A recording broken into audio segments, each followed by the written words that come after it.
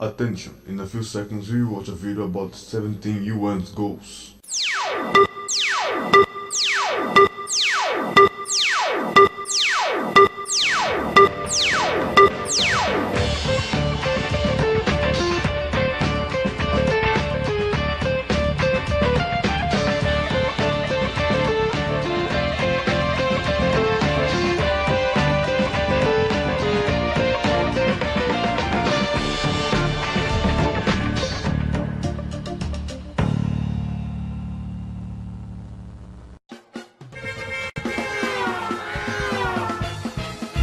First goal, dealing with poverty.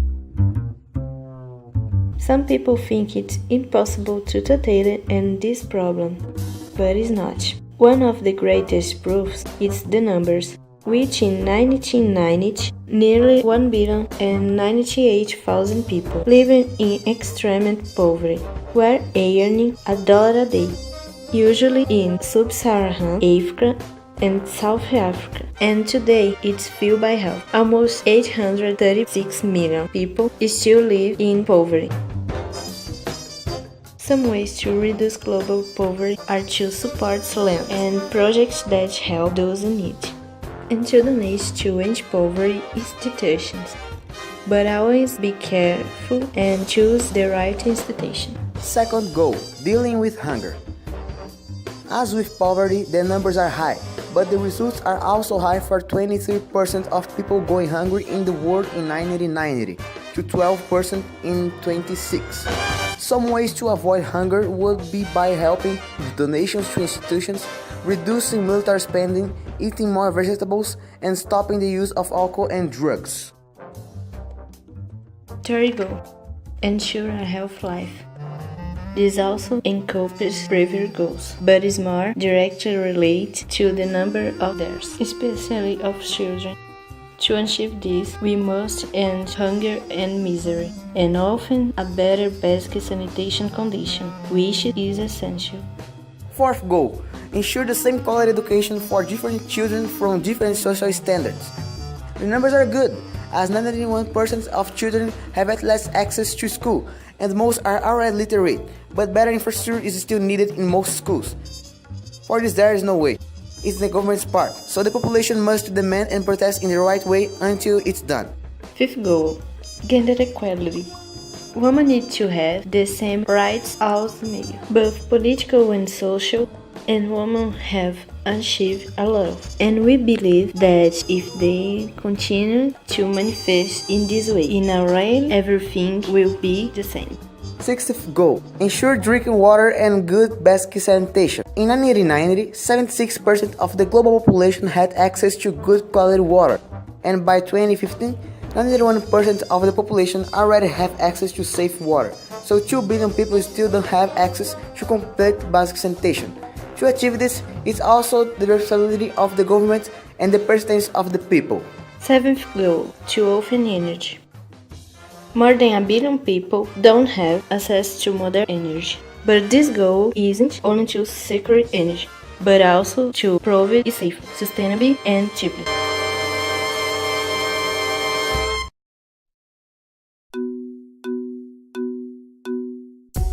Eighth goal, decent work and working conditions for everybody. Unfortunately, the number of unemployed people only increases. In 2007, there were about 170 million unemployed people, but in 2012, there were about 202 million. In addition, many people who have jobs are still living in misery. To solve this, it would be necessary to reform the system in a way that everyone participates better.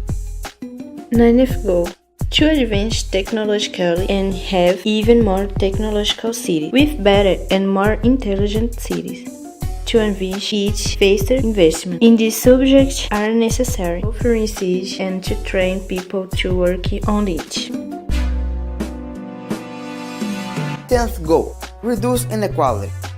Inequality among developing countries has grown by 11% from 1990 to 2010. More than 75% of the population is living in societies that have been poorly treated since in the 1990s. Children are among the poorest 20% of the population, and they are about 3 times more likely to die before they reach the age of 5. 11th goal, making cities and human settlements sustainable.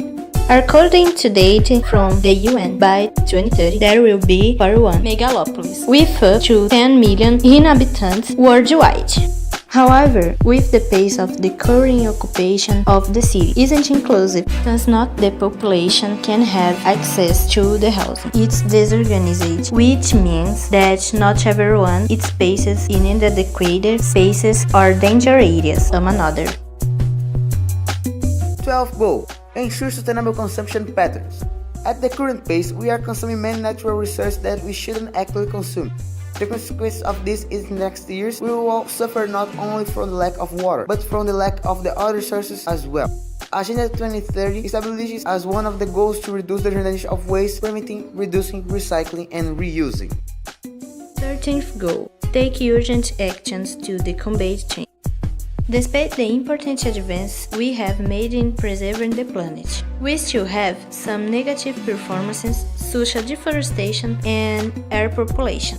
According to the UN, adaptation aren't take the temperature may increase by up to 3 degrees.